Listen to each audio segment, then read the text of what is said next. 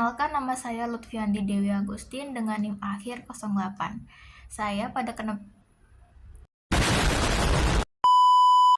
Pada kesempatan kali ini saya akan menjelaskan tentang analisis karya seni rupa kontemporer pada mata kuliah tinjauan seni rupa.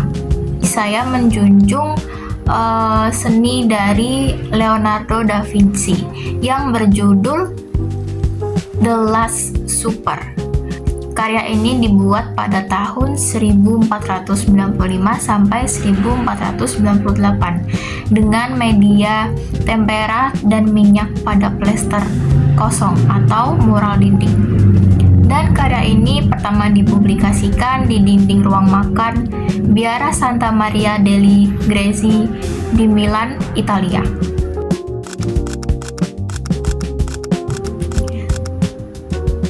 Pada poin pertama, saya akan menjelaskan analisis karya, yaitu deskripsi. Karya tersebut memperlihatkan Yesus duduk di tengah meja pertemuan dengan 12 murid di kedua sisinya. Adegan menangkap momen saat Yesus mengumumkan adanya pengkhianatan, sehingga tiap murid menunjukkan reaksi emosional berbeda seperti kaget, marah, dan bingung. Unsur rupa yang tampak yaitu garis seperti perspektif linear menuju titik pusat atau kepala Yesus. Kemudian bentuk tersebut mengenai figur manusia realistis dengan pose yang dramatis. Kemudian warnanya cenderung lembut dan alami, tapi sekian perkembangan zaman menjadi memudar.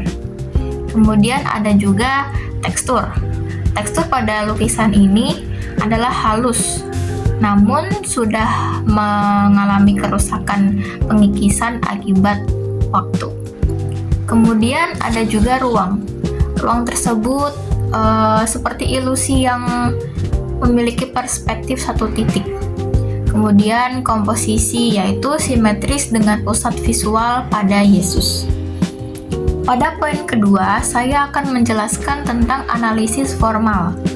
Yang pertama, ada unsur rupa dan prinsip komposisi. Karya tersebut menggunakan komposisi simetris yang menempatkan Yesus sebagai titik fokus utama. Perspektif linear digunakan untuk mengarahkan pandangan ke pusat sehingga menciptakan kedalaman ruang yang kuat. Yang kedua, hubungan antar unsur dalam bentuk makna estetik, yaitu gerakan dan ekspresi murid membentuk ritme visual yang dinamis. Kontras antara ketenangan tokoh utama dan kegelisahan di sekitarnya menciptakan keseimbangan dramatis yang memperkuat struktur visual karya.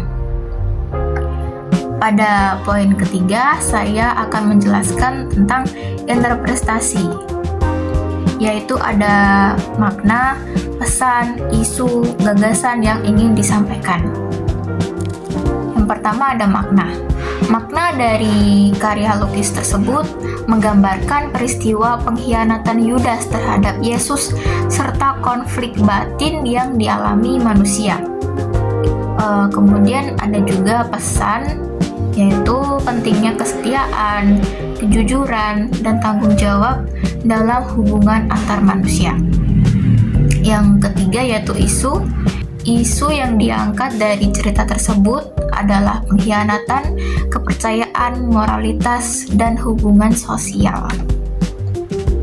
Kemudian yang keempat adalah gagasan yang ingin disampaikan, yaitu menunjukkan berbagai respon emosional manusia ketika menghadapi situasi yang sulit dan penuh ketidakpastian. Nah, yang kedua ada hubungan dengan konteks sosial, budaya, politik, lingkungan, teknologi, dan teori. Pada zaman tersebut, pasti ada hubungannya dengan konteks sosial, budaya, politik, lingkungan, teknologi, dan teori yang terkabung. Yaitu yang pertama ada sosial. Hubungan sosialnya adalah menggambarkan pentingnya kepercayaan dan loyalitas dalam kehidupan bermasyarakat. Kemudian hubungan budaya yaitu merepresentasikan nilai-nilai dan ajaran Kristen yang berkembang di Eropa pada masa Renaissance. Kemudian ada juga hubungan politik, yaitu tema pengkhianatan dikaitkan dengan intrik kekuasaan dan konflik politik yang sering terjadi pada masa itu.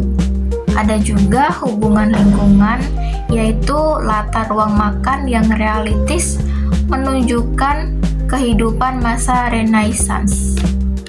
Kemudian ada juga hubungan teknologi, yaitu Leonardo da Vinci menggunakan teknik eksperimental campuran tempera dan minyak pada dinding yang merupakan inovasi seni pada zamannya. Kemudian ada juga teori yang relevan, yaitu humanisme Renaissance. Apa itu humanisme Renaissance? Jadi itu adalah menekankan penggambaran emosi, karakter, dan pengalaman manusia secara realistis.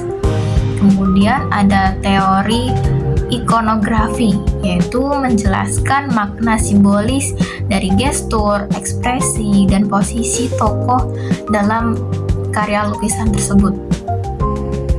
Kemudian pada poin terakhir, saya akan menjelaskan tentang evaluasi dan kritik.